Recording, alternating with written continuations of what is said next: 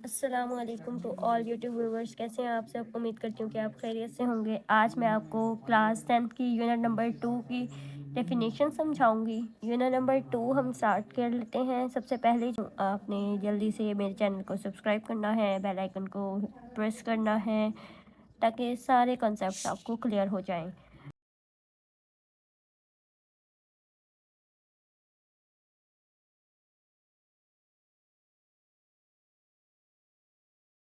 तो सब चलते हैं अपनी फर्स्ट डेफिनेशन की तरफ। और फर्स्ट डेफिनेशन हमारी है डिस्क्रिमिनेंट। डिस्क्रिमिनेंट की डेफिनेशन पेपर में अक्सर आ जाती है, तो आपको पता होना चाहिए कि डिस्क्रिमिनेंट क्या है। The expression B square minus 4ac of the quadratic expression A X square plus B X plus C is called discriminant.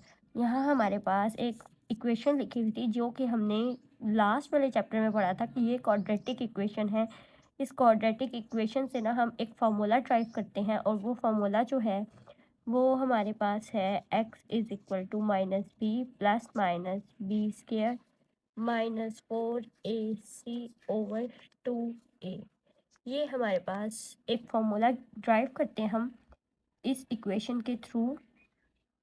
तो इस इक्वेशन में से जो हमारा बी ए सी माइनस 4ac है ना, ये जो टर्म है, ये हमारा एक्सप्रेशन जो है वो डिस्क्रिमिनेंट कंसीडर होता है।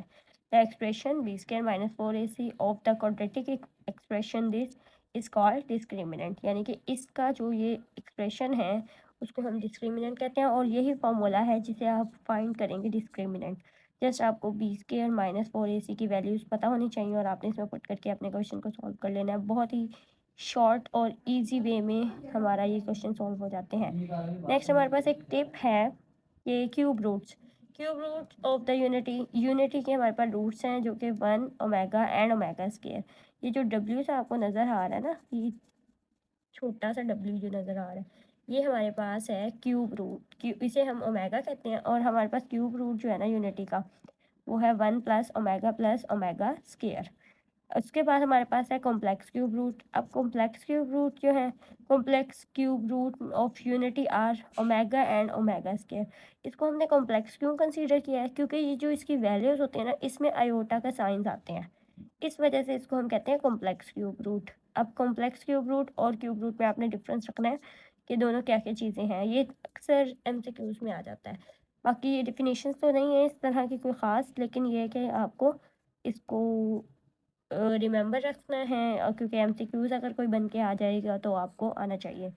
नेक्स्ट हमारे पास है properties of cube root of unity. ये आपकी प्रॉपर्टीज़ हैं जो कि आपने याद करनी है। The product of the 3 cube root of unity is 1। अगर हम क्यूब रूट की मल्टीप्लाई करें तो वो हमारे पास ना 1 के इक्वल आता है। अब यहाँ पे उसने किया हुआ है 1 प्लस ओमेगा स्क्वायर। देखें, ओमेगा और ओमेगा स्क्वायर, ओमेगा क्यूब जो होता है वो 1 के ही इक्वल होता है, तो इसलिए हमने 1 को 1 से मल्टीप्लाई करके 1 ही आ जाएगा। इसलिए क्या कहते हैं, प्रॉपर्टीज़ जो फर्स्ट प्रॉपर्टी है कि cube root of unity is 1। Each of the complex cube root of unity is reciprocal of the other. अगर एक क्यूब रूट जो है कॉम्प्लेक्स क्यूब रूट, उसका रेसिप्रोकल करें, दूसरे का रेसिप्रोकल होता है। जैसे ओमेगा जो है वो ओमेगा स्क्वायर का रेसिप्रोकल होगा। Each of complex cube root of unity is the square of the other. अब हर एक कॉम्प्लेक्स जो होता है ना, वो दूसरे का स्क्वायर भी होता है। और जो फोर्थ प्रॉपर्टी है जो आपकी यूज़ होनी है, the sum of all the cube root of unity is zero. ये हमारे पास, अगर हम इस तीनों क्यूब रूट यूनिटी के जो थे उनको प्लस कर लें तो वो हमारे पास ज़ीरो के इक्वल आ जाता है। तो 1 plus omega square is equal to 0। आपकी जो प्रॉपर्टीज़ यूज़ होनी है ना, वो आपकी फर्स्ट और फोर्थ वाली यूज़ होनी है, क्योंकि ये मैथमेटिकली सॉल्व होने वाले क्वेश्चंस होते हैं, इसलिए इनमें सिर्फ फर्स्ट वाली और हमने फोर्थ वाली प्रॉपर्टी को ही यूज़ करना है।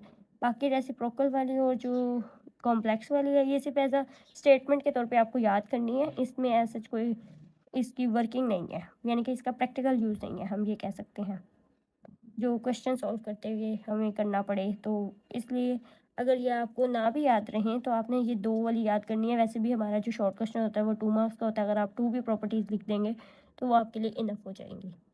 Roots of the quadratic equation. Roots हमारे क्या होते हैं जी? अगर हमारे पास एक क्वाड्रेटिक इक्वेशन इस तरह गिवन की हुई है, तो जो अल्फ़ा और बीटा होते हैं ना वो इसके रूट्स होते हैं, और ये फार्मूला मैंने ना ऑलरेडी आपको ऊपर बता दिया है। यहाँ पे मैंने प्लस और माइनस करके बताया था, तो उसने यहाँ पर प्लस वाला जो है वो अल्फ़ा के साथ और जो माइनस वाला होगा वो बीटा के साथ आएगा। तो roots of the quadratic equation में हमारे पास अल्फ़ा और बीटा की ये दो वैल्यूज़ के साथ रूट्स आ जाएंगे। हमारे हाफ चैप्टर तक कंप्लीट हो गई है डेफिनेशन। नेक्स्ट हमारे पास सम एंड प्रोडक्ट की है, लेकिन अगर आपने अभी तक मेरा चैनल को सब्सक्राइब नहीं किया और बेल आइकन को प्रेस नहीं किया तो जल्दी से मेरे चैनल को सब्सक्राइब कर लें और बेल आइकन को प्रेस कर लें और वीडियो को लाइक भी कर दें। में है sum and the product, the sum and the product of the roots of the quadratic equation alpha plus beta. ये जो हमारे रूट्स थे जो हमने लास्ट प्रीवियस डेफिनेशन में पढ़े हैं और उनको हमने सम करना है, तो वो अल्फ़ा प्लस बीटा बनेगा। उसका फार्मूला होता है माइनस बी ओवर ए, और अल्फ़ा बीटा का फार्मूला होता है सी ओवर ए। तो ये जस्ट फार्मूलाज गिवन किए हुए हैं, आपको फार्मूलाज याद होने चाहिए ताकि आप क्वेश्चन को ईजिली सॉल्व कर सकें। नेक्स्ट हमारे पास है symmetric function. Symmetric functions of the roots of the quadratic equations are those functions in which all the roots involved are alike, so that the values of the expression remain unaltered when roots are interchanged. Symmetric functions quadratic equations के वो वाले functions होते हैं जिसके roots को जो हैं वो मिलते जुलते हों, जिनके root, so that the values of the expression remain unaltered. और जो एक्सप्रेशन की वैल्यू होती है ना वो चेंज नहीं होती अगर हम रूट्स को भी इंटरचेंज कर दें तो। यानी कि अगर हम रूट जो हमारे आंसर्स हैं उनको इंटरचेंज कर दें, जो रूट्स आए हैं उनको इंटरचेंज कर दें, तो हमारी जो वैल्यू है वो सेम ही रहेगी।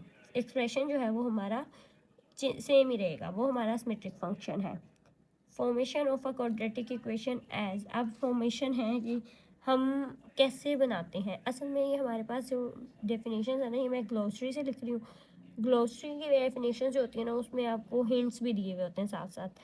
तो फॉर्मेशन ऑफ क्वाड्रेटिक इक्वेशन क्या है, पहले आपने एक्स स्क्वायर लिखना है, फिर minus sum of root X plus product of root. यानी कि अगर आपको कोई रूट्स गिवन किए हुए होंगे तो आपने रूट्स के साथ इस तरीके से आपने इक्वेशन बनानी है। यानी कि आंसर्स गिवन किए हुआ होगा, उससे आपने सवाल बनाना होगा, और वैल्यूज़ दो गिवन की भी होंगी, उस सम की भी गिवन की भी होंगी और प्रोडक्ट की भी गिवन की होगी। इसको अगर स्टेटमेंट को याद कर लेंगे तो आपकी इक्वेशंस बन जाएगी। फॉर एग्जांपल अगर सम ऑफ रूट हमारे पास 8 है और प्रोडक्ट ऑफ रूट 4 है, तो x square minus 8x plus 4 is equal to 0, ये हमारी इक्वेशन हो जाएगी। यहाँ पर हमारे पास x square minus alpha plus beta x plus alpha beta x, हम इस तरीके से भी बना सकते हैं। सम ऑफ रूट्स को हम अल्फ़ा प्लस बीटा कहते हैं, इसलिए यहाँ पे अल्फ़ा प्लस बीटा आ गया, और प्रोडक्ट ऑफ रूट्स को अल्फ़ा बीटा कहते हैं, इसलिए यहाँ पे अल्फ़ा बीटा आ गया। नेक्स्ट जो हमारा टॉपिक है वो है सिंथेटिक डिवीजन। जो डेफिनेशन मेन है, synthetic division is a process of finding the quotient and remainder when a polynomial is divided by a linear polynomial. अब यहाँ पे हमारे पास जो सिंथेटिक डिवीजन की डेफिनेशन गिवन है ना, इसमें हमारे पास हमने दो चीज़ें फाइंड करनी है। एक तो हमने क्वेश्चन फाइंड करना है और एक रिमाइंडर फाइंड करना है।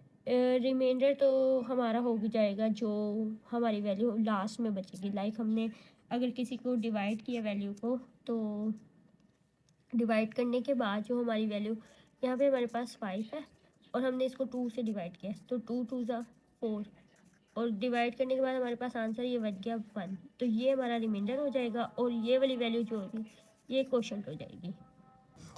When a polynomial is divided by a linear polynomial, synthetic division is the process of finding the quotient and remainder। यानी कि हमने क्वोशंट को फाइंड करना है, रिमाइंडर को फाइंड करना है, लेकिन उससे पहले हमने इसको एक लीनियर पॉलिनोमियल से डिवाइड करना है। लीनियर पॉलिनोमियल से डिवाइड करने का मतलब क्या होता है कि हमने उसमें x की जो पावर लेनी है जिससे हमने डिवाइड करना है, वो हमारे पास, यानी कि जो डिवाइज़र होगा वो हमारे पास x की 1 पावर के साथ होगा। लीनियर पॉलिनोमियल का मतलब ये है, यानी कि ax प्लस बी या x प्लस 1, x प्लस 3, इस तरह की कोई वैल्यूज़ हो सकती हैं जिनको हम डिवाइड करेंगे। ये हमारे पास है सिंथेटिक डिवीजन। नेक्स्ट हमारे पास है simultaneous equation. Simultaneous equation, a system of equation f(x,y) is equal to 0 and g(x,y) is equal to 0 having a common solution is called a system of simultaneous equation। अगर हमारे पास दो equations, दो function इस तरह given किए हुए हों कि एक्स वाई में एक गिवन की हुई इक्वेशन और जो दूसरी इक्वेशन गिवन की हुई हो वो एक्स वाई में ही गिवन की हुई हो और उसका एक ही सोल्यूशन निकलता हो, तो उसको हम साइमल्टेनियस इक्वेशन कंसीडर करते हैं।